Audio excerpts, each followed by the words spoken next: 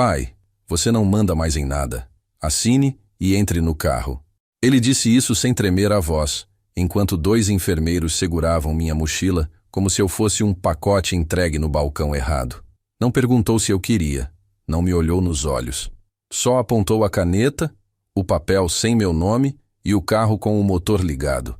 Foi ali que entendi que não era fraqueza o que eu estava sentindo. Era uma calma de quem sabe que ainda não disse a última palavra.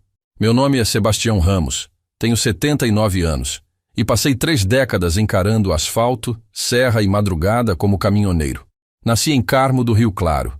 Cresci entre cheiro de café e graxa de oficina. E aprendi cedo que respeito não se pede, se sustenta.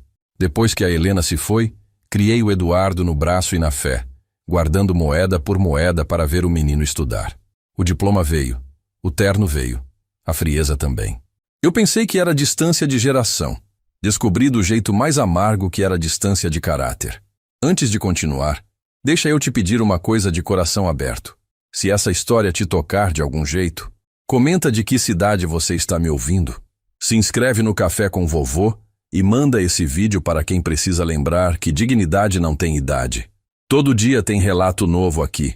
E olha, às vezes a vida escreve viradas que nenhum roteirista teria coragem. O asilo tinha cheiro de alvejante e sopa requentada. Na recepção, uma televisão muda passava imagens de praia enquanto uma senhora dormia com a cabeça apoiada na bolsa. Me deram um quarto com janela estreita, cama de ferro e uma cadeira que rangia como porta velha. A enfermeira sorriu automático. Vai ser bom para o senhor. Eu respondi baixo. Vai ser bom para quem? Ela fingiu não ouvir. Fiquei olhando o relógio da parede batendo a cada segundo como martelo em tampa de lata. Não por medo, mas para decorar o ritmo daquele lugar, como quem decora um mapa antes da viagem. Nos primeiros dias falei pouco. Observava. Hora do remédio, quem entregava, quem assinava, quem anotava sem olhar. Tinha um enfermeiro apressado, Bruno, que trocava as bandejas com a cabeça em outro lugar. Uma cuidadora doce, Nayara, que ajeitava cobertas como quem ajeita lembranças, e uma veterana de olhar miúdo, Dona Marta, que conhecia cada corredor de olhos fechados. Foi ela quem, sem querer, me deu a primeira pista. Seu Sebastião, seu prontuário ficou no balcão, pego já. Eu só disse, deixa comigo 1 minuto que eu tenho olho bom para número. No papel, li incapacidade cognitiva, com caneta apressada. O campo assinatura do paciente estava em branco, limpo como prato seco. No lugar de responsável, a letra que eu reconheceria mesmo que me faltasse a visão. Eduardo A. Ramos. Encostei o papel no peito como se encostasse a mão num fogão aceso. Doeu, mas não me queimou. Eu já tinha aprendido, na estrada e na vida, que tem momento de acelerar e momento de reduzir. Ali, eu reduzi. A rotina virou minha aliada. Marquei na cabeça a hora que a direção recolhia pastas, o caminho do carrinho de remédios, o barulho de chave que só o porteiro Jonas carregava. À noite, eu ouvia soluços de gente que já tinha cansado de pedir visita. Não chorei. Fiz uma coisa que aprendi com meu pai. Contei passos. Do meu quarto ao escritório, 52. Do escritório ao portão, 34. Do portão ao ponto de ônibus, eu ainda ia descobrir. No 4º dia, Dona Marta veio com um café escondido num copo de plástico. O senhor não parece doente da cabeça, não, disse, quase pedindo desculpa. Não sou, respondi. Sou velho, é diferente. Ela respirou, coçou a aliança fina e sussurrou. Tem coisa errada nessa sua internação. Eu ergui o copo como quem ergue um brinde. Tem. E coisa errada não gosta de luz. Pedi a ela uma folha sulfite e uma caneta. Escrevi devagar, caprichando nas letras como quem limpa um vidro empoeirado.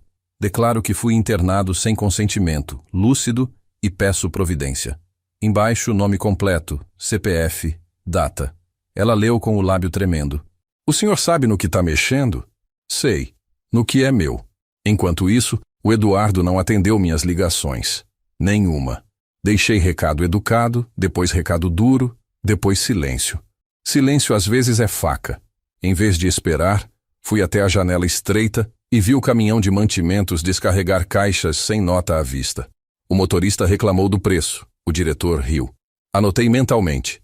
Quinta, 11h30. Entrega irregular. Não era vingança, era método. Não era grito, era prova.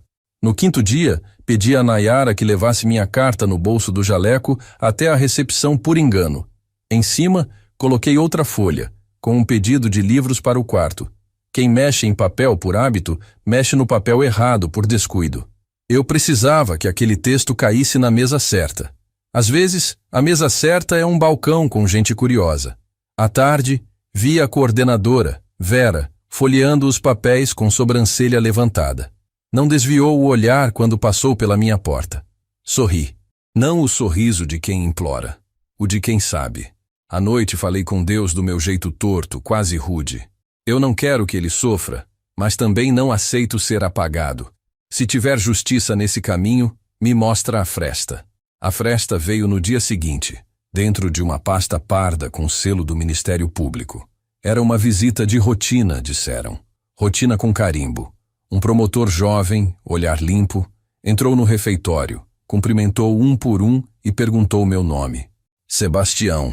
Ele assentiu, como quem confirma algo que já sabia, e pediu 5 minutos num canto do jardim. Eu contei 23, o suficiente para relatar o essencial sem drama, só com fatos. Ausência de assinatura, diagnóstico inventado, entrega sem nota, registro de horários, nomes. O senhor tem tudo aqui? Perguntou, indicando a cabeça. Tenho. Ele fechou a pasta. Às vezes, seu Sebastião, a lucidez é o melhor documento. Quando o carro preto saiu, o ar no asilo ficou diferente, como antes de chuva.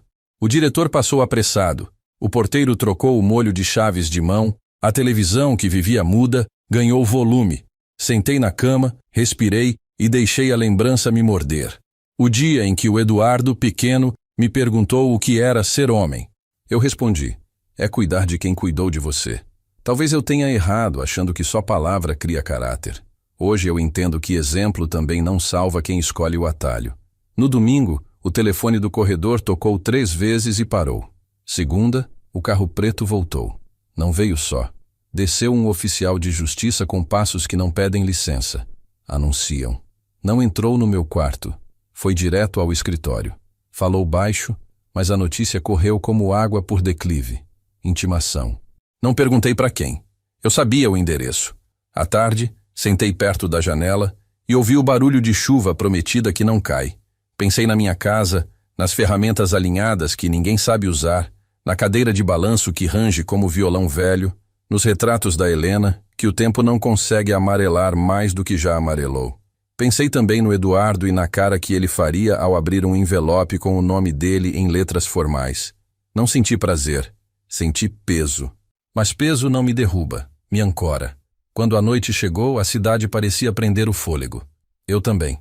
Eu sabia que a primeira pedra tinha sido mexida. Faltava o restante do muro. E muro sem base desaba no susto. A base eu tinha. As pedras, eu ia buscar uma a uma, sem espetáculo, sem barulho, do jeito que homem velho constrói justiça. E se você acha que foi a intimação que virou o jogo, espera até ouvir quem bateu na minha porta de madrugada levando um segredo que nem eu imaginava carregar nas minhas mãos. Na manhã seguinte, o portão do asilo ficou fechado por mais tempo que o normal. O porteiro, seu Jonas, não olhava para ninguém.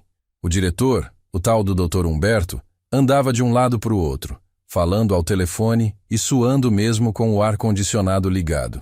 Era sinal de que alguma coisa tinha dado errado, ou certo, dependendo de quem olhasse. E eu, sentado na varanda com o meu café morno, só esperava o próximo movimento. A justiça, quando chega, nunca vem gritando. Ela vem devagar, de sapato macio, para ninguém ouvir o barulho dos passos. Meu nome continua o mesmo, Sebastião Ramos, mas naquele dia eu não era mais o velho deixado num canto. Eu era o homem que começou a voltar para si. E para falar a verdade, a estrada que levei anos percorrendo pareceu pequena diante do caminho que eu ainda teria que seguir ali dentro. Meu filho, Eduardo, achava que a vida inteira eu só soubesse obedecer. Mas ele esqueceu que quem sobrevive a 30 anos de rodovia aprende a ler os sinais. E eu já estava lendo os dele fazia tempo. Antes de continuar essa parte, quero agradecer a você que está me ouvindo agora. Se essa história está te tocando de alguma forma, comenta aí o nome da sua cidade e se inscreve no canal Café com Vovô. Todo dia tem um relato real de quem viveu o peso da vida e sobreviveu para contar. Essas histórias não são para chorar, são para lembrar que ainda existe força mesmo quando tudo parece perdido. Nos dias que seguiram, o ambiente do asilo começou a mudar. A enfermeira Nayara me trazia o café com mais respeito. Dona Marta, a velha guardiã dos segredos, passou a sorrir de verdade. Até os pacientes pareciam mais atentos, como se tivessem sentido que alguma coisa estava prestes a acontecer. A rotina ficou tensa, mas eu permanecia quieto. Esperava a poeira baixar. Sabia que uma investigação não é corrida, é maratona. Foi no quarto dia depois da intimação que o telefone do corredor tocou para mim. Era o promotor André, o mesmo rapaz que tinha me ouvido no jardim. A voz dele soava firme. Seu Sebastião, seu depoimento foi confirmado. Há irregularidades graves. Precisamos que o senhor assine oficialmente a denúncia. Respondi sem hesitar. Assinar, eu assino. Mas quero olhar nos olhos de quem mentiu antes disso. Ele ficou em silêncio por alguns segundos, depois disse: Isso pode acontecer mais cedo do que o senhor imagina. No fim da tarde, ouvi a van chegando. Pensei que fosse mais uma visita de família, dessas que vem uma vez e nunca mais. Mas não. Quando a porta se abriu, quem desceu foi Eduardo, o terno caro amarrotado, o olhar tenso e aquele jeito de quem acredita que dinheiro ainda resolve tudo. Pai, o que o senhor fez? Perguntou, segurando o celular com força. Eu me levantei devagar, olhei para ele e respondi: Nada que um homem justo não faria. Você está acabando com a minha carreira, o senhor não entende, gritou. Entendo sim. Entendo que você me vendeu como um móvel velho. Só não esperava que eu ainda tivesse motor. O doutor Humberto veio logo atrás, tentando amenizar. Seu Sebastião, vamos conversar com calma. Eu o encarei e disse: Calma? Calma é o que a gente tem quando tá certo. O senhor tá calmo? Ele baixou a cabeça. Eduardo ficou sem fala. O silêncio daquele pátio pesou como cimento fresco. Naquela noite, o promotor voltou. Veio acompanhado de 2 fiscais e de uma mulher de óculos que parecia saber cada parágrafo da lei. Fizeram perguntas, olharam prontuários, abriram arquivos e encontraram o que eu já sabia: internações sem assinatura, contratos falsos e doações suspeitas vindas de clientes ricos de Eduardo. Enquanto eles anotavam, eu fiquei sentado na minha cama, observando o ponteiro do relógio. Cada segundo era um pedaço da minha dignidade voltando para o lugar. No dia seguinte, Dona Marta me chamou discretamente. Seu Sebastião, chegou correspondência para o senhor. Era um envelope sem remetente, selado, endereçado com letra de homem. Abri com cuidado. Dentro, apenas uma folha. O senhor não sabe o que fez, mas eu sei o que vou fazer agora. Assinava: Eduardo. Senti o estômago revirar, não de medo, mas de antecipação. Eu sabia que aquilo não era o fim. O orgulho ferido do meu filho era mais perigoso do que qualquer estrada escura que já enfrentei. Ele tinha poder, influência, contatos e a raiva de quem se viu desmascarado. Mas o que ele não sabia é que eu ainda tinha o que ele perdeu há muito tempo: a verdade. Comecei a escrever de novo, não carta nem denúncia, um diário. Ali eu contava tudo, em ordem, com datas, nomes e detalhes. Não para guardar lembrança, para deixar registro. Se alguma coisa me acontecesse, alguém iria ler. E quando alguém lê a verdade, ela continua viva. Dona Marta me ajudou a esconder o caderno. Se eu sumir, entregue para o promotor André. Ela assentiu. Mas o senhor não vai sumir, não é? Eu sorri. Não, Dona Marta. Eu ainda tenho umas estradas para percorrer. No sábado, quando a luz da manhã atravessou as cortinas, algo me fez levantar mais cedo. O portão abriu com estrondo e uma viatura entrou. 2 agentes desceram. Um deles olhou para mim e disse apenas: Seu Sebastião Ramos. Assenti. Precisa vir conosco para assinar o termo. E o senhor pode querer estar presente no que vai acontecer agora. Entrei no carro. O trajeto até o centro da cidade foi silencioso. Só o som do motor e o farol piscando nas janelas. Paramos diante de um prédio alto. Ramos em Associados. Advocacia e consultoria jurídica. O escritório do meu filho. Lá dentro, Eduardo estava pálido, os papéis espalhados pela mesa, e um oficial de justiça de pé ao lado dele. Seu Sebastião, disse o promotor, o senhor é parte do processo. A denúncia foi aceita. Olhei para o meu filho, aquele mesmo menino que um dia dormia no banco do caminhão enquanto eu dirigia de madrugada. Disse apenas: "Você me tirou de casa achando que eu não ia reagir. Mas um homem só perde quando esquece quem é. E eu ainda sei muito bem quem sou." Eduardo abaixou a cabeça. Não respondeu. Eu virei as costas e saí. Lá fora, o sol de Belo Horizonte batia quente, como o de antigamente, quando eu cruzava as estradas levando carga e esperança. Pela primeira vez em meses, senti o peito leve. Mas eu sabia, ainda não era o fim. Ele não ia aceitar a derrota tão fácil. E o que veio depois dessa audiência foi a parte mais perigosa da minha vida. Fazia uma semana desde a audiência. O asilo estava diferente, mais calado, mais tenso. Alguns funcionários sumiram, outros andavam olhando por cima do ombro, e Dona Marta dizia que o vento mudou de direção. Eu sabia o que ela queria dizer. O nome Sebastião Ramos já não era só mais um velho esquecido na lista. Agora, tinha virado incômodo para muita gente. E isso, meu amigo, é o tipo de coisa que desperta o que há de pior em quem tem culpa. Meu nome é Sebastião Ramos, 79 anos, caminhoneiro aposentado, e agora, um homem que aprendeu a se defender com papel e palavra. Desde aquele dia em que vi meu filho ser confrontado na frente do promotor, algo dentro de mim mudou. Não era vingança, era lucidez. Eu sabia que a estrada ainda seria longa e que ele, Eduardo, não ficaria quieto.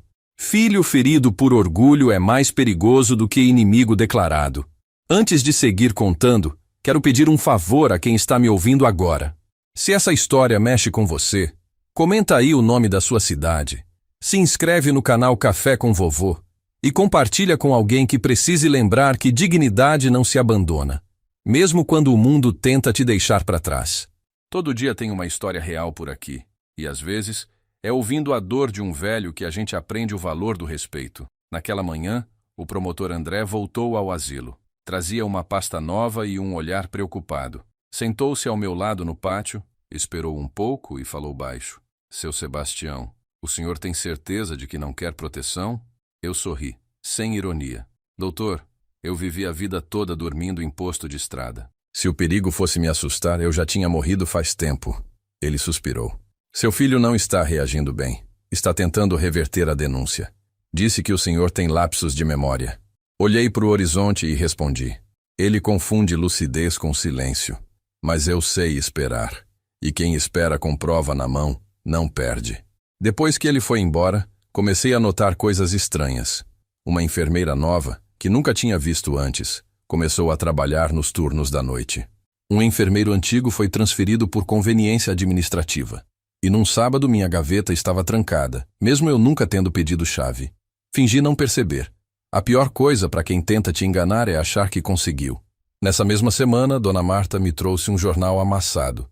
Na última página, uma pequena nota: "Advogado investigado por fraudes em instituições de longa permanência." Não citava nomes, mas eu reconheci o tom. Era sobre ele. Guardei o jornal dobrado, como quem guarda uma lembrança. Não era triunfo, era confirmação. À noite, o telefone do corredor tocou. Dona Marta atendeu, depois me olhou com os olhos arregalados. "Seu Sebastião, é pro senhor." Peguei o fone. "Pai." A voz era dele. Baixa, sem o tom arrogante de antes. "Você conseguiu o que queria. Parabéns." Respirei fundo. O que eu sempre quis foi respeito. Do outro lado, silêncio. Depois uma frase fria: "Cuidado com quem você confia nesse lugar." E desligou. Passei a noite sentado pensando. Ameaça ou aviso? Talvez os dois. Na manhã seguinte encontrei minha gaveta destrancada. Mas o caderno onde eu anotava tudo tinha sumido. Fui até a enfermaria, perguntei. Ninguém sabia de nada. Dona Marta me puxou num canto e sussurrou: "Seu Sebastião, ontem o diretor mandou recolher documentos dos internos. Disseram que era inspeção." Eu olhei para ela e disse: "Inspeção é quando olham, não quando escondem." Sabia que aquele caderno era minha arma mais forte. Nele estavam nomes, horários, detalhes das entregas, notas falsas, ligações, tudo. Se tivesse ido parar nas mãos erradas, eu estava vulnerável. Mas se tinha uma coisa que aprendi com a estrada, era a sempre ter um plano B. Dias antes, Eu havia feito cópias de algumas páginas e entregue discretamente a Nayara, a enfermeira de confiança. Se me acontecer algo, entrega isso para o promotor, eu disse. Ela hesitou, mas aceitou. E naquele dia, quando o caderno sumiu, vi que tinha feito certo. À tarde, o diretor veio me ver pessoalmente. Terno passado, sorriso ensaiado. Seu Sebastião, precisamos esclarecer alguns mal-entendidos. O senhor parece estar confuso sobre o funcionamento da instituição. Eu o interrompi. Confuso? O senhor devia escolher melhor as palavras. Confuso está quem acredita que papel falsificado engana para sempre. Ele engoliu seco. O senhor está sendo monitorado. Sugiro que não invente histórias. Eu dei um passo à frente, olhei direto nos olhos dele e falei calmo. Não se preocupe, doutor. Eu não invento. Eu registro. Naquela noite, acordei com barulho de chave na fechadura.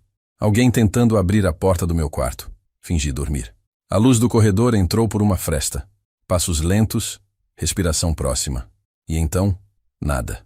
O som sumiu. Quando amanheceu, encontrei a janela aberta. No chão, um pedaço de papel rasgado com uma frase escrita à caneta. O silêncio é mais perigoso do que o grito. Mostrei para Dona Marta. Ela empalideceu. O senhor acha que foi seu filho? Respondi. Não sei. Mas quem quer me calar, esqueceu que a verdade fala sozinha. Na tarde daquele mesmo dia, o promotor voltou com uma notícia. Seu Sebastião, vamos transferi-lo. O senhor será ouvido oficialmente em audiência pública. Olhei para ele e perguntei. Audiência aberta? Sim. Dei um leve sorriso. Então é agora que o Brasil vai conhecer quem é o verdadeiro incapaz. Enquanto arrumava minhas coisas, peguei o jornal dobrado no bolso. Passei o dedo na manchete e sussurrei. A estrada virou, Helena. Ele vai ouvir meu nome ecoar. Saí do quarto com o mesmo passo de quem sobe num caminhão depois de consertar o motor. Eu sabia que a viagem seria longa, mas dessa vez eu ia até o fim. A transferência aconteceu numa manhã fria de segunda-feira. O motorista da van não falou uma palavra o caminho todo. E eu também não. O silêncio entre nós era tão espesso que dava para sentir o peso dele no ar. Eu olhava pela janela as ruas de Belo Horizonte passando depressa. Parecia ironia. Quanto mais o carro andava, mais eu sentia que estava voltando para casa. O destino era o Fórum Lafayette, onde aconteceria a audiência pública sobre o caso das internações ilegais. Era hora de olhar nos olhos do meu filho de novo. Meu nome é Sebastião Ramos, tenho 79 anos. E naquele dia, eu não era o velho de andar lento. Eu era o homem que ia enfrentar a verdade de frente. 3 décadas de estrada me ensinaram a ter paciência, mas também a reconhecer o momento exato de acelerar. E quando a vida te coloca diante de quem te traiu, o coração acelera por instinto, não de medo, mas de justiça. Antes de seguir, quero agradecer de novo a quem me escuta. Se essa história tá te tocando, comenta aí de onde você é, deixa o like e se inscreve no Café com Vovô. Cada relato que a gente conta aqui carrega uma lição real. Às vezes, é a história de um velho caminhoneiro. Outras, pode ser a sua. E quem sabe, ouvindo, alguém repense a forma como trata quem um dia cuidou dela. No fórum, o ar-condicionado estava frio demais e as cadeiras duras demais. O promotor André me cumprimentou com um aperto de mão firme. Hoje é importante, seu Sebastião. O senhor vai ser ouvido. Só fale a verdade. Olhei para ele e sorri de canto.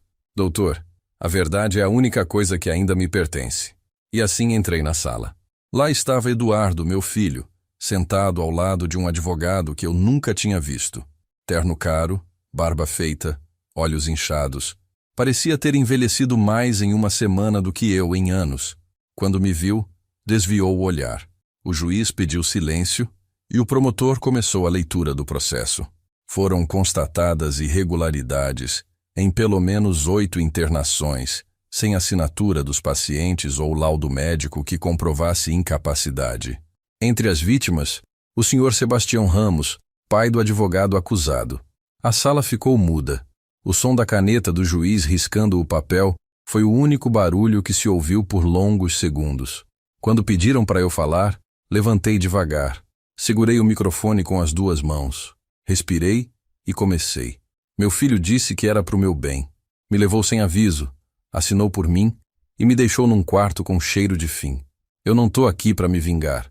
Tô aqui para lembrar que pai não é mercadoria, que velho não é peso, e que quem esquece suas origens, cedo ou tarde, vai ouvir o eco do próprio silêncio.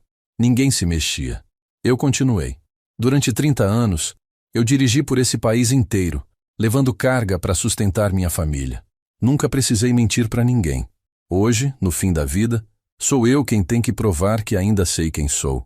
Isso dói. Mas dói menos do que a vergonha de quem faz o mal, achando que ninguém vai ver. O advogado de defesa tentou intervir, dizendo que Eduardo agira movido por preocupação com o bem-estar do pai. O juiz ergueu as sobrancelhas e o promotor respondeu de imediato.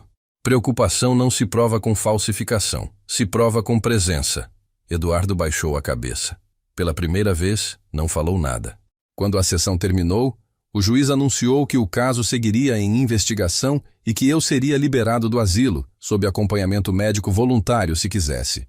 Eu respondi: acompanhamento eu aceito, prisão disfarçada, nunca mais. Na saída, a imprensa esperava. Microfones, flashes, perguntas que eu não tinha vontade de responder. Disse apenas: não sou herói, nem vítima, sou pai. E um pai, quando é traído, aprende a perdoar com a cabeça, mas nunca com os olhos. Nos dias seguintes, virei notícia. Idoso denuncia próprio filho por internação ilegal. Uns me chamavam de corajoso, outros de ingrato. Eu deixava falarem. A estrada ensina que quem buzina demais é porque não sabe dirigir em silêncio. Fui morar num quarto alugado nos fundos de uma oficina. O dono, seu Adalberto, era um velho amigo dos tempos de estrada. Me ofereceu abrigo e respeito. Duas coisas que valem mais do que qualquer herança. Eu ajudava a varrer o pátio, a organizar ferramentas, e em troca ele me deixava em paz. Mas a tranquilidade durou pouco. Numa manhã de quinta-feira, encontrei um envelope sob a porta. Dentro, uma foto minha, tirada de longe, e um bilhete. A verdade tem preço, pai. Espero que o senhor esteja pronto para pagar. Assinatura nenhuma. Mas o tom era familiar. Mostrei ao promotor André. Ele franziu o senho. Seu Sebastião, isso é ameaça. O senhor quer proteção policial? Não, doutor. Quero justiça, mas quero do meu jeito. E o meu jeito é paciência. Nos dias seguintes, percebi um carro preto parado na esquina da oficina. Motor desligado, vidros escuros. Todo santo dia, no mesmo horário. Adalberto chegou a brincar. Tá ficando famoso, Sebastião. Mas eu sabia que não era brincadeira. Alguém estava me vigiando, e eu não precisava de intuição para saber de onde vinha. Mesmo assim, não deixei o medo me dominar. Continuei trabalhando, escrevendo meu diário, conversando com o promotor e mantendo a cabeça erguida. Porque o medo, quando alimentado, cresce. Mas quando a gente encara, ele seca. Numa dessas tardes, sentei na calçada, olhando o movimento da cidade. Peguei o velho terço que era da Helena e murmurei: se tiver mais uma curva nesse caminho, que ela venha logo. Eu ainda sei segurar o volante. O vento soprou forte, levantando poeira e lembranças. A guerra entre pai e filho estava longe de acabar. Mas agora, eu não era mais o velho deixado num quarto de ferro. Eu era o homem que tinha voz, e um país inteiro começava a ouvir. Naquela semana, o telefone do promotor André tocou mais vezes do que o normal, e todas as chamadas tinham o mesmo nome: Eduardo Ramos. Ele tentava negociar, alegava arrependimento, dizia que queria resolver em família. Mas justiça não se negocia como contrato. E eu sabia que aquele pedido não era remorso, era medo. Quando a verdade começa a aparecer, os culpados tentam apagar o incêndio com palavra bonita. O problema é que a minha dor já tinha virado brasa, e brasa velha queima devagar, mas queima fundo. Meu nome é Sebastião Ramos, 79 anos, caminhoneiro aposentado, e agora, um homem que aprendeu a viver sem esperar nada de ninguém. Desde que saí do asilo, ando diferente. O corpo é o mesmo, mas o jeito de andar mudou. Quando alguém te tira a dignidade e você consegue recuperá-la com as próprias mãos, o peso da idade some por um tempo. Era isso que eu sentia todas as manhãs quando abria o portão da oficina do seu Adalberto e sentia o cheiro de graxa misturado ao de café fresco. O barulho das ferramentas era o som da minha liberdade. Antes de continuar, quero pedir que você que está me ouvindo agora deixe o like, Comente de onde está assistindo e se inscreva no canal Café com Vovô. Todo dia tem uma história como essa. História de vida, de luta, de gente que foi derrubada e levantou com mais força. Às vezes, ouvir uma dessas histórias faz a gente entender o que realmente vale a pena nessa vida. Mas a paz é coisa que dura pouco para quem mexeu com gente poderosa. Numa sexta-feira, o promotor André me ligou cedo. Seu Sebastião, o senhor tem um minuto? Apareceu uma movimentação estranha nas contas do seu filho. Há depósitos vindo de uma empresa ligada ao dono do asilo. Fiquei em silêncio. E o senhor acha que ele está tentando calar alguém? Não tenho dúvida. E temo que não seja apenas com dinheiro. Naquela noite ouvi barulho no quintal da oficina. Saí devagar, segurando uma lanterna. O portão estava entreaberto. No chão, uma garrafa quebrada e um pedaço de pano queimado. Cheiro de gasolina. Era aviso. Um jeito covarde de dizer: sabemos onde você está. Seu Adalberto, assustado, sugeriu chamar a polícia. Eu neguei. Se eu recuar agora, viro o velho indefeso que eles querem que eu seja. E eu ainda não terminei essa estrada. No dia seguinte fui até o fórum sozinho. Queria ver os papéis do processo, entender o andamento, saber se havia algo novo. E havia. Entre as páginas, um documento anexado com data recente. Um pedido de interdição feito por Eduardo, alegando declínio mental progressivo do genitor. Ele queria me declarar incapaz. De novo, sorri. Dessa vez, não com raiva. Sorri com ironia. Quando o medo fala mais alto que a consciência, o filho tenta enterrar o pai 2 vezes. Decidi agir. Fui atrás do advogado Geraldo Pacheco, um conhecido antigo da estrada, homem simples, mas afiado com leis. Mostrei tudo. Ele leu, balançou a cabeça e disse: Sebastião, ele quer te silenciar no papel. Vamos virar o jogo no mesmo tabuleiro. Com a ajuda dele e do promotor André, montamos um dossiê. Tudo que eu vivi, tudo que vi no asilo, todas as falcatruas que observei, cada nome, cada data, cada recibo sem assinatura. Era mais do que prova. Era verdade registrada. No final da reunião, Geraldo disse: a diferença entre vocês dois, Sebastião, é que ele usa o direito para esconder. Você vai usar para expor. Enquanto isso, o comportamento de Eduardo piorava. Tentava me ligar, deixava recados, e um dia apareceu na oficina. Terno amarrotado, olheiras fundas. Pai, precisamos conversar. Não, Eduardo. Agora quem fala é a justiça. Você está destruindo minha vida. Não, filho. Foi você quem começou quando assinou por mim. Eu só queria te proteger. Olhei firme. Quem protege não tranca. Quem ama não mente. Ele chorou. Pela primeira vez, desde o dia da internação, eu o vi chorar. Mas era choro de desespero, não de arrependimento. Quando percebeu que não conseguiria me comover, virou as costas e foi embora. Seu Adalberto me olhou e disse: Você é mais duro que concreto, Sebastião. Respondi: Não é dureza, é cicatriz. Na semana seguinte, a denúncia foi levada à imprensa. Saiu nos jornais, nos portais, nas rádios. Asilo fechado por investigação. Empresário preso por fraude. O nome de Eduardo apareceu junto. Quando li, não senti vitória. Senti silêncio. Um silêncio pesado, mas necessário. Eu sabia que a justiça começava ali, mas o acerto de contas entre pai e filho ainda estava longe de acabar. Uma noite, bati à porta do promotor André. Doutor, posso fazer um último pedido? Claro, seu Sebastião. Quero que o senhor esteja comigo quando eu for olhar ele nos olhos de novo. Mas dessa vez, não num tribunal. Na casa onde ele me tirou. Ele entendeu. E no sábado, fomos até lá. A casa estava igual. O jardim podado, o portão pintado, mas o vazio era outro. Eduardo atendeu pálido. E antes que ele falasse qualquer coisa, eu disse: Não vim para discutir. Vim para lembrar. Entreguei nas mãos dele uma cópia do dossiê.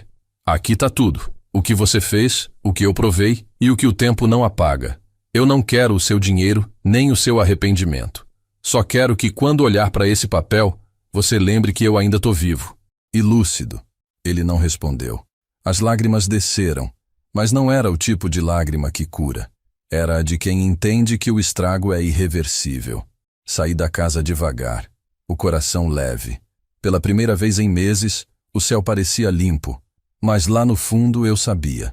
O destino ainda guardava uma última curva para mim. E o que me esperava depois dela? Nem o próprio tempo seria capaz de apagar. A vida tem um jeito curioso de testar a gente. Quando parece que o caminho está finalmente clareando, vem uma curva inesperada, daquelas que fazem o motorista velho apertar o volante e prender o fôlego. E foi assim que aconteceu comigo. Depois de toda a confusão da imprensa, da audiência, da ameaça, eu achei que o pior já tinha passado.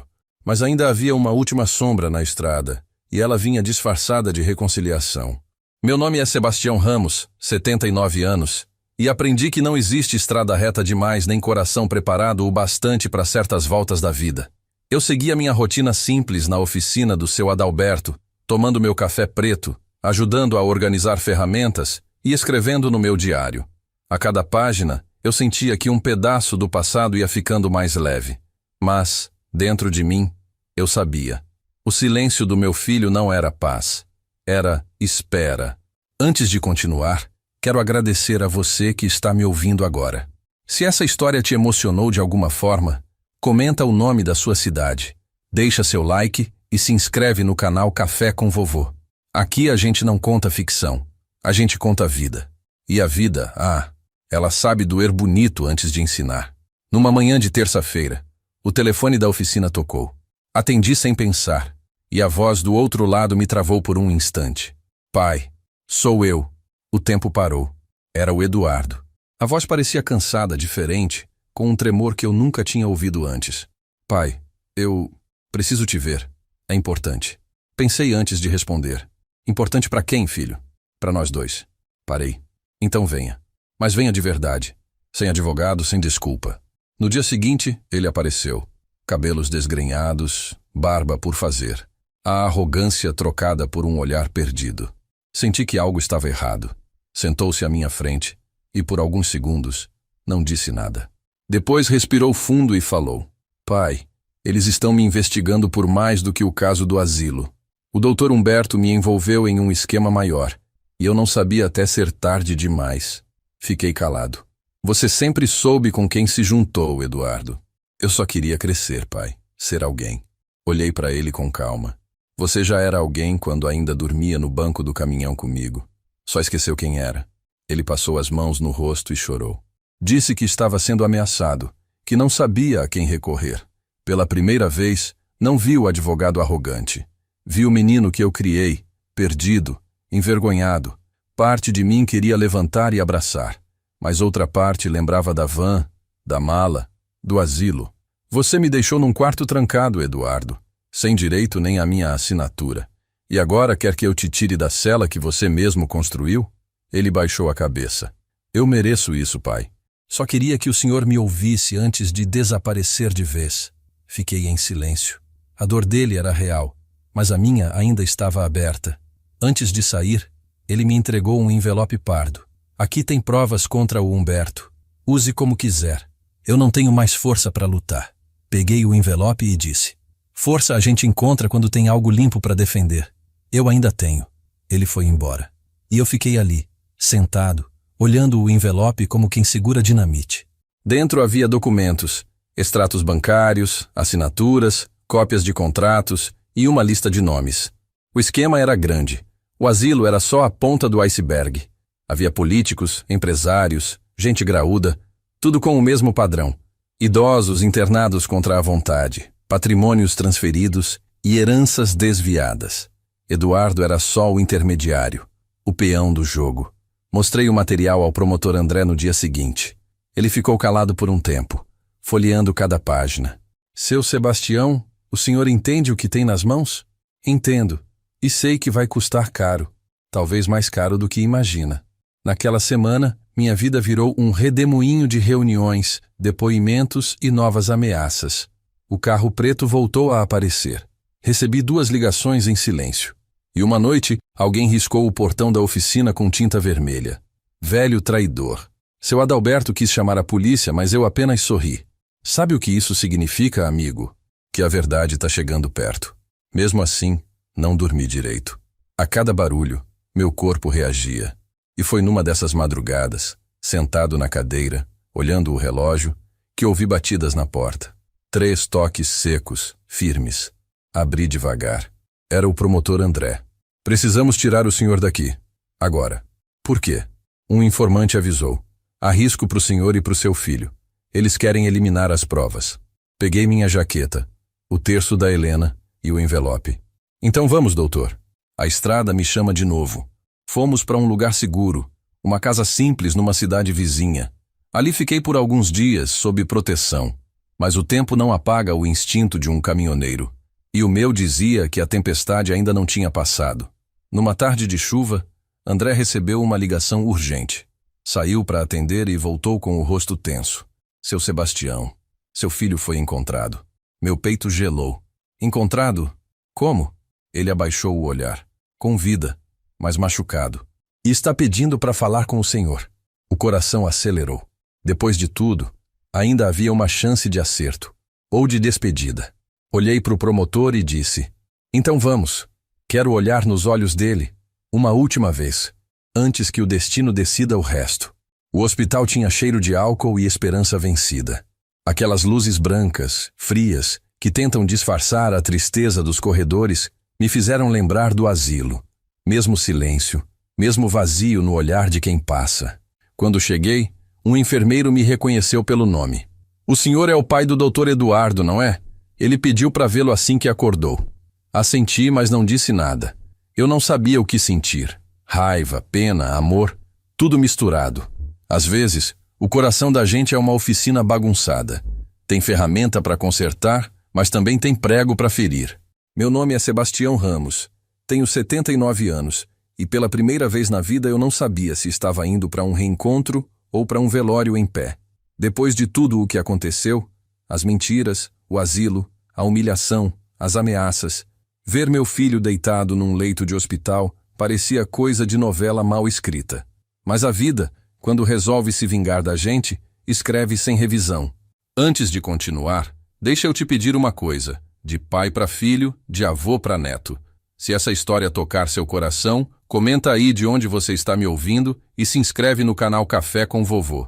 Essas histórias são reais, e cada uma delas carrega um pedaço de vida que talvez se pareça com a sua. A minha, por exemplo, eu tô contando aqui para deixar claro. A idade não apaga o direito de um homem à verdade. Entrei no quarto devagar. Eduardo estava pálido, o rosto com hematomas, e um corte na testa coberto por gaze. Quando me viu, tentou sorrir. Pai, achei que o senhor não viria. Puxei a cadeira e sentei ao lado dele. A estrada pode ser longa, mas o caminhoneiro sempre chega. Ele soltou uma risada fraca. Ainda sabe falar bonito. Falar bonito não adianta quando o silêncio fala mais alto, filho. Ficamos quietos por um tempo. O monitor cardíaco marcava o ritmo do que sobrou da nossa relação. Pai, eu não devia ter feito o que fiz. Eu achei que estava resolvendo tudo, mas me perdi no meio. Se perdeu o dia que esqueceu que a casa que te abrigou também tinha dono. Ele assentiu, lágrimas escorrendo. O doutor Humberto mandou alguém me calar, pai. Disseram que eu não podia entregar os papéis que te dei, mas eu não aguentava mais. Eles me encontraram na porta de casa. Foi sorte eu estar vivo. Não é sorte, Eduardo. É segunda chance. E segunda chance não se joga fora. Ele respirou fundo. Tentou se ajeitar na cama, mas a dor o impediu.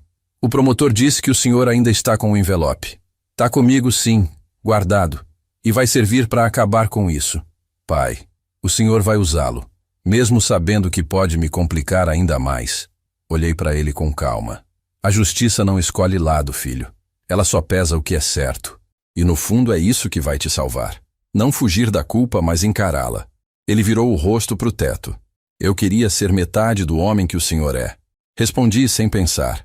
Querer já é o primeiro passo. O segundo é merecer. O médico entrou, pediu para eu sair um pouco.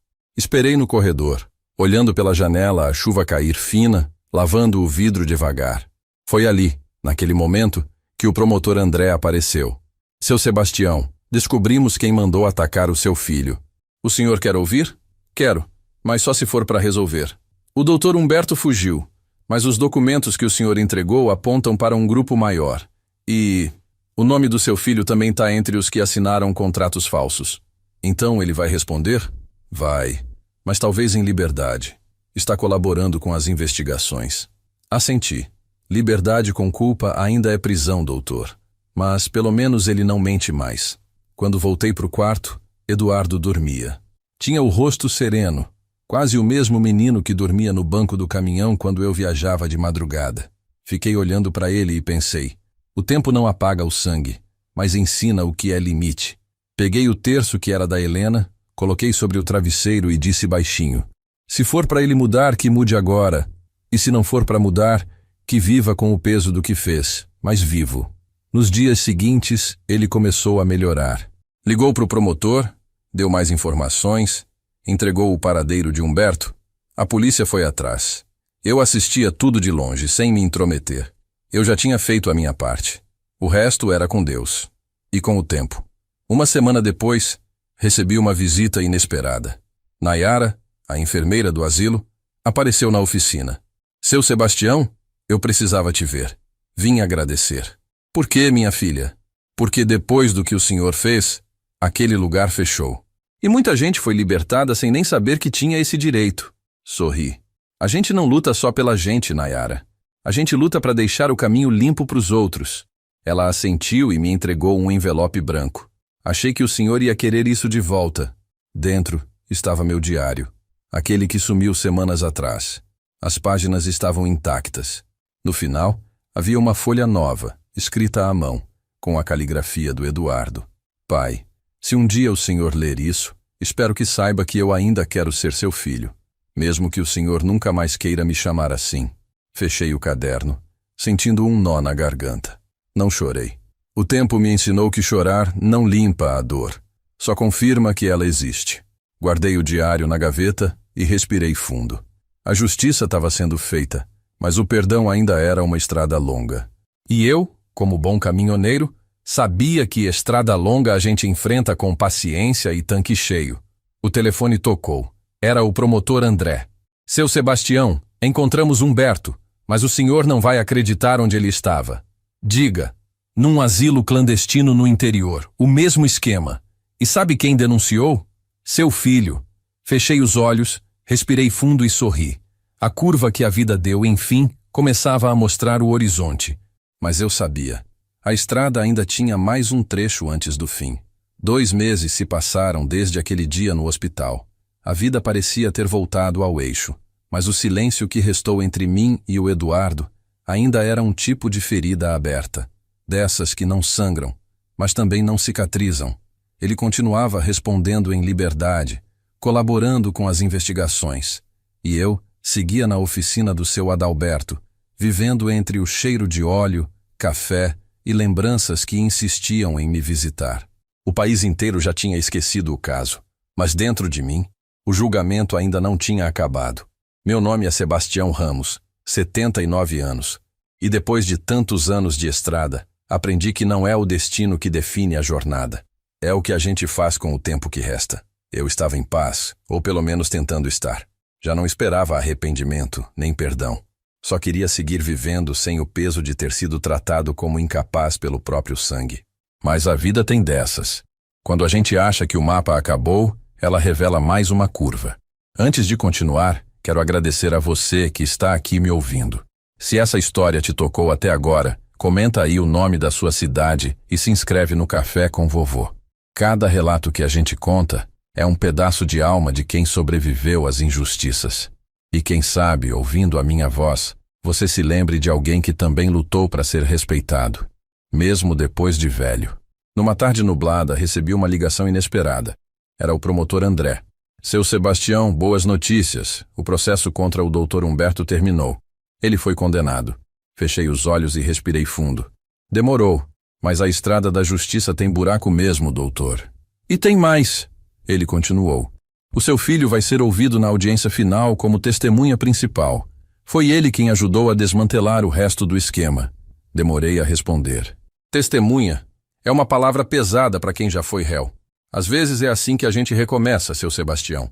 2 dias depois, o telefone tocou novamente. Dessa vez, era o próprio Eduardo.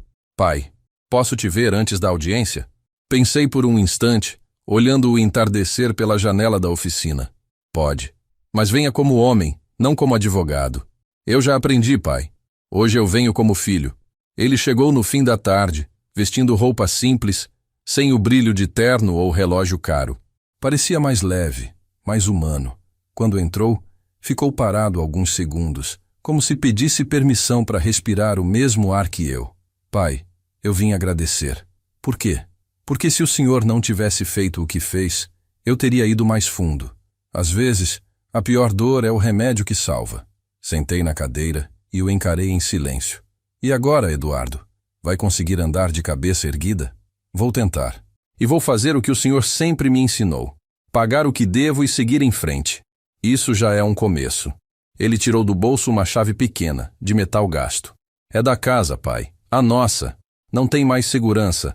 Não tem cerca, só lembranças. Mas é sua por direito.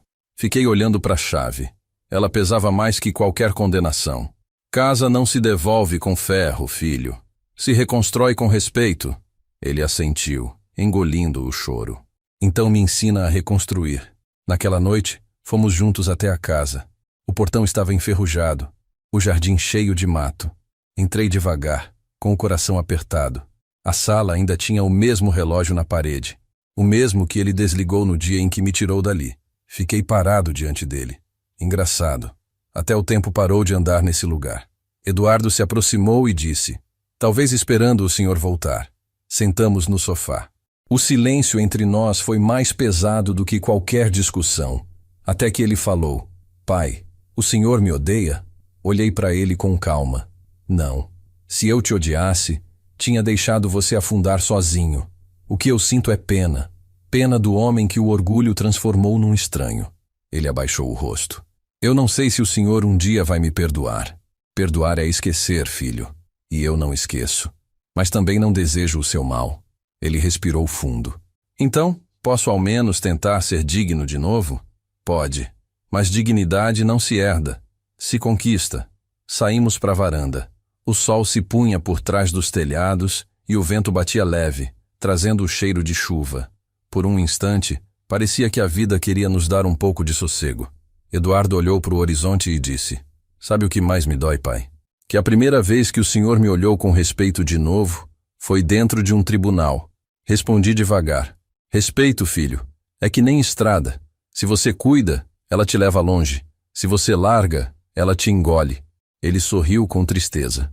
Talvez ainda dê tempo de cuidar. Dá sim se você andar com os olhos abertos. Antes de ir embora, ele se virou e perguntou, pai, o senhor ainda me chama de filho? Demorei alguns segundos e respondi, chamo, mas agora quero ver se você faz por merecer de novo.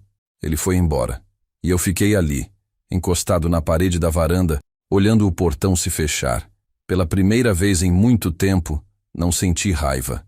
Só um tipo estranho de paz. Aquela que vem quando a verdade já foi dita e o destino começa a seguir sozinho.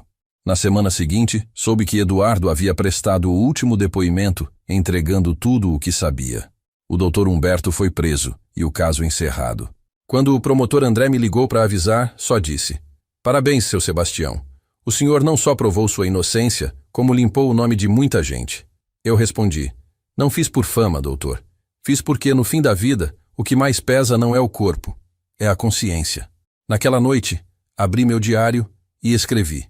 A estrada que começou no asilo termina aqui, mas a jornada de um pai nunca acaba, porque enquanto o filho existir, o coração continua dirigindo, mesmo cansado.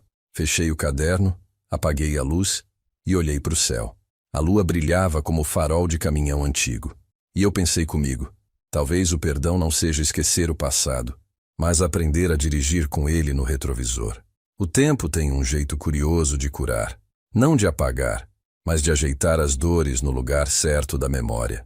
Fazia quase um ano desde o dia em que tudo começou. Desde aquela manhã em que meu próprio filho me mandou entrar no carro para me levar ao asilo. Hoje, quando olho para trás, percebo que não foi o começo de uma tragédia, mas o ponto de virada da minha vida. Às vezes, a vida só começa de verdade quando alguém tenta te enterrar vivo, e você decide florescer mesmo assim. Meu nome é Sebastião Ramos, 79 anos, caminhoneiro aposentado, sobrevivente de estrada e de filho ingrato. Vivo agora num pequeno sítio, herança de um amigo de juventude que me deixou a casa quando partiu sem herdeiros. Aqui o tempo corre devagar. O galo canta cedo. O café ferve na beira do fogão a lenha. E o silêncio da roça me lembra que paz de verdade é quando o coração não precisa mais gritar para ser ouvido. Antes de continuar, quero te pedir um favor, de velho para velho, ou de quem já viveu o bastante para entender o peso de uma lágrima.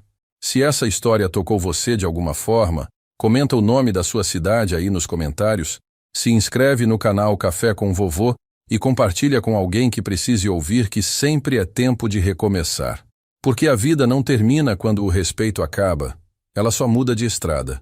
O processo terminou. O doutor Humberto foi condenado, o asilo fechado, e o nome Sebastião Ramos deixou de ser um número de prontuário. Já o Eduardo, meu filho, continuava solto, mas longe do brilho de antes. Voltou a advogar, mas agora para causas pequenas, defendendo idosos, ironicamente. O promotor André me contou, rindo. Acho que ele aprendeu a lição, seu Sebastião. Eu só respondi. A vida ensina melhor do que qualquer juiz. Numa manhã qualquer, enquanto eu plantava milho, ouvi o barulho de um carro velho subindo a estradinha. Quando vi, era ele. Desceu devagar, com um buquê de flores simples nas mãos. Não flores caras, margaridas do campo. Ficou parado por um instante olhando o chão de terra e disse: Pai, faz 1 ano hoje. Limpei as mãos na calça e respondi: Faz sim. 1 ano desde que você me trancou, e eu decidi nunca mais ficar preso. Ele suspirou. Eu pensei que o senhor não fosse querer me ver nunca mais.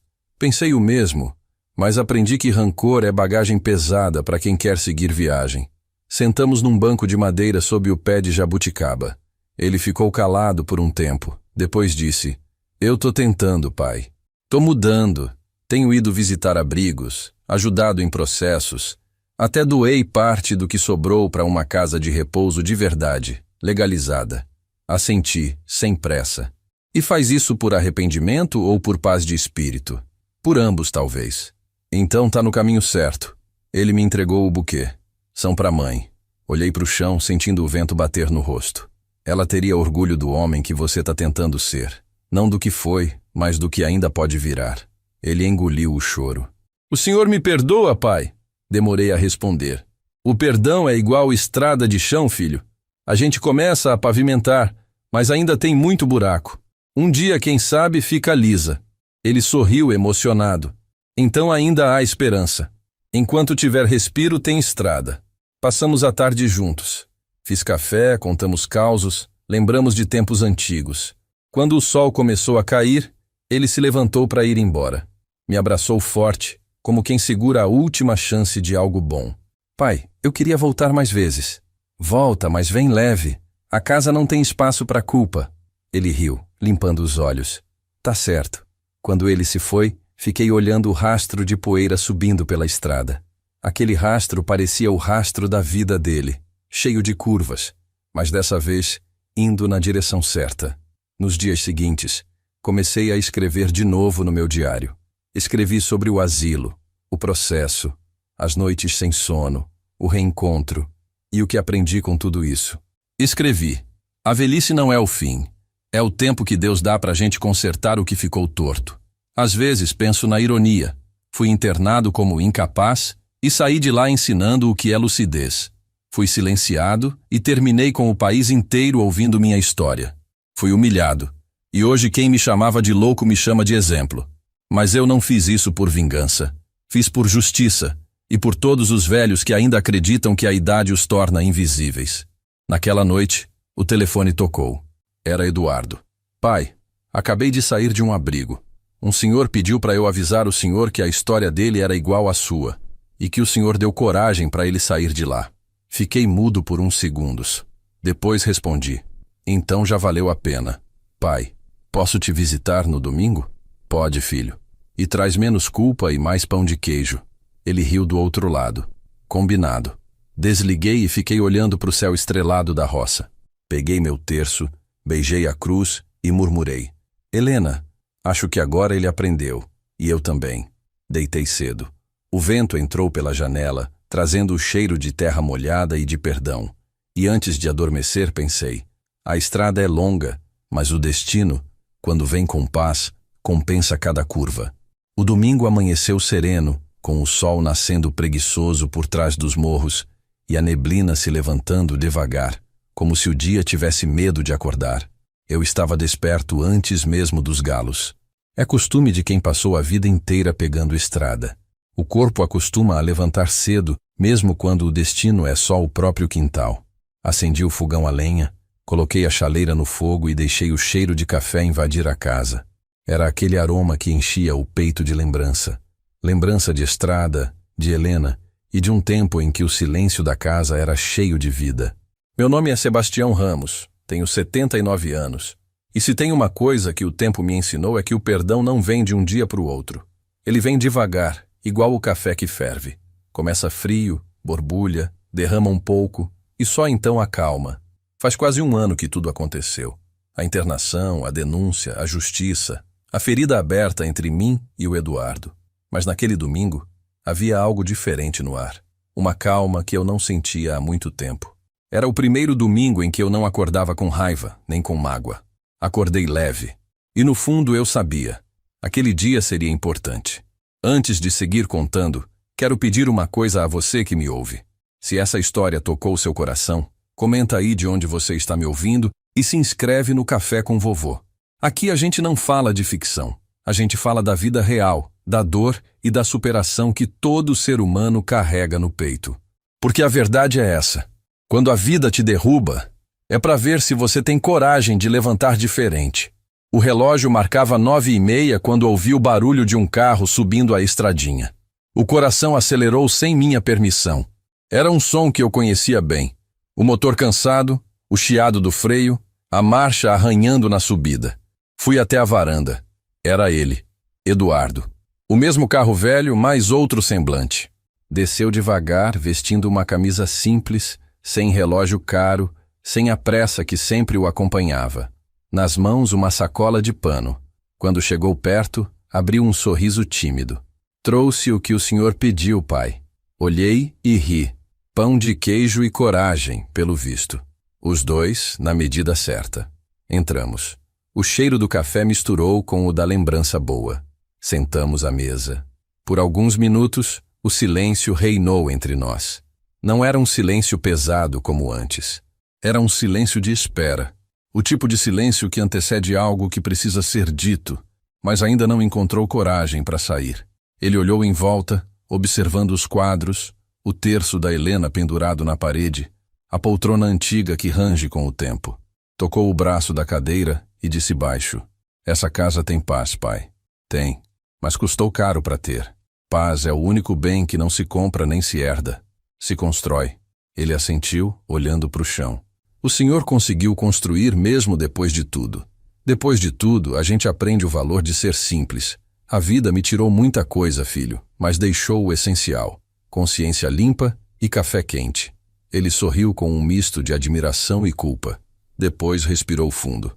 "Pai, vim te contar uma coisa. Fui convidado para dar uma palestra sobre ética profissional na universidade. Querem que eu fale sobre o caso do asilo. E você vai?" Perguntei, sem desviar o olhar. "Vou. Acho que é hora de encarar o que eu fui e o que eu causei. Então vá, mas vá de verdade com o coração aberto. Não para justificar, mas para ensinar. A vergonha passa, a consciência não." Ele fez que sim, devagar. "E se o senhor deixar, quero contar sobre o senhor.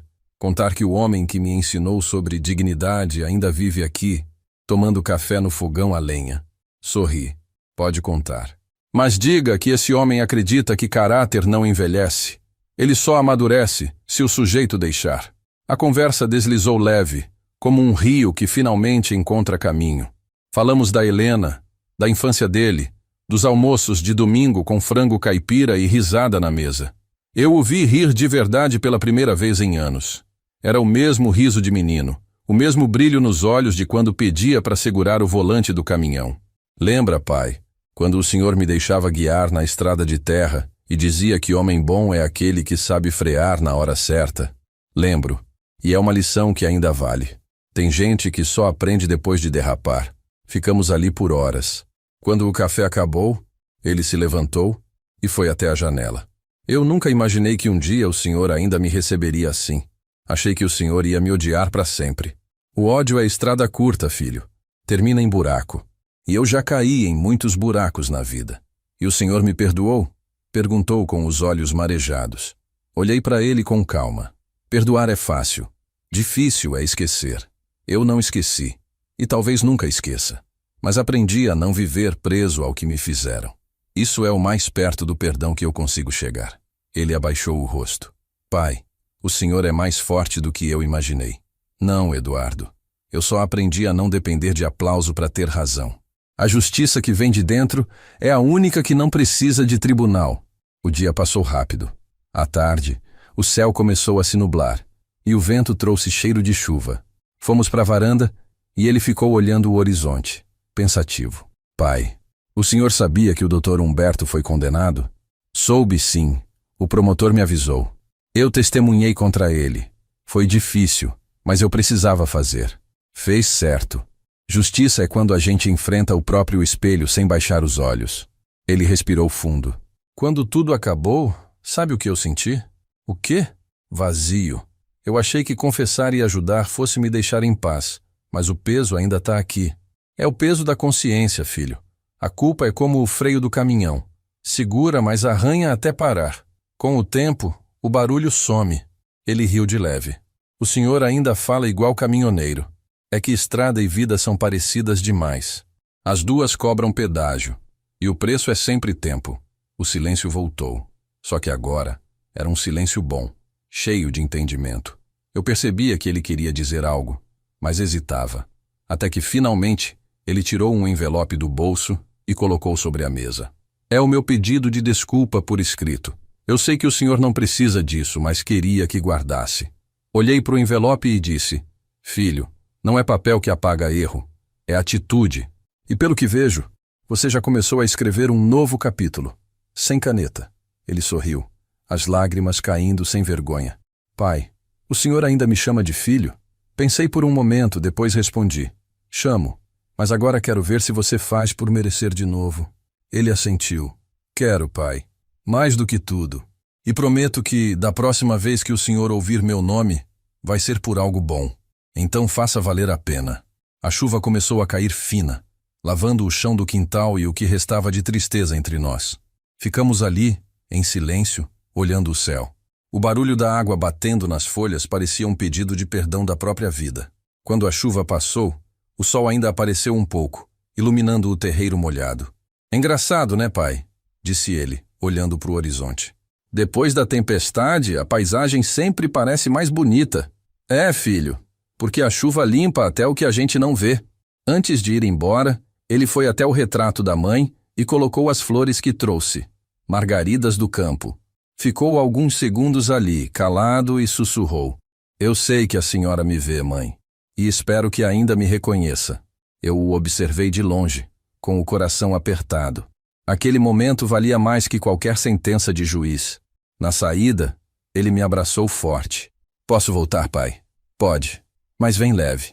Aqui não cabe culpa, só respeito. Ele riu, enxugando as lágrimas. Prometo.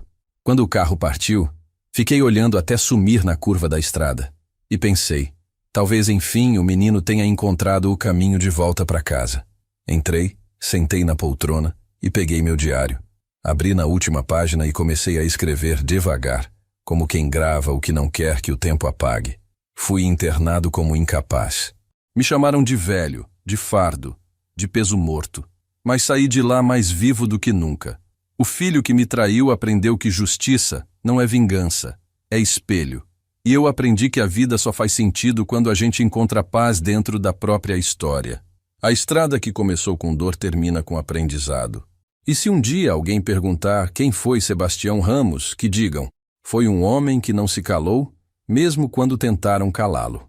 Fechei o caderno, coloquei o terço da Helena sobre ele e fiquei olhando o fogo apagar no fogão. Lá fora, o vento soprava suave, trazendo o cheiro da terra molhada e o barulho distante de um caminhão na estrada. Era como se o tempo me dissesse, a jornada terminou, velho caminhoneiro. Pode descansar.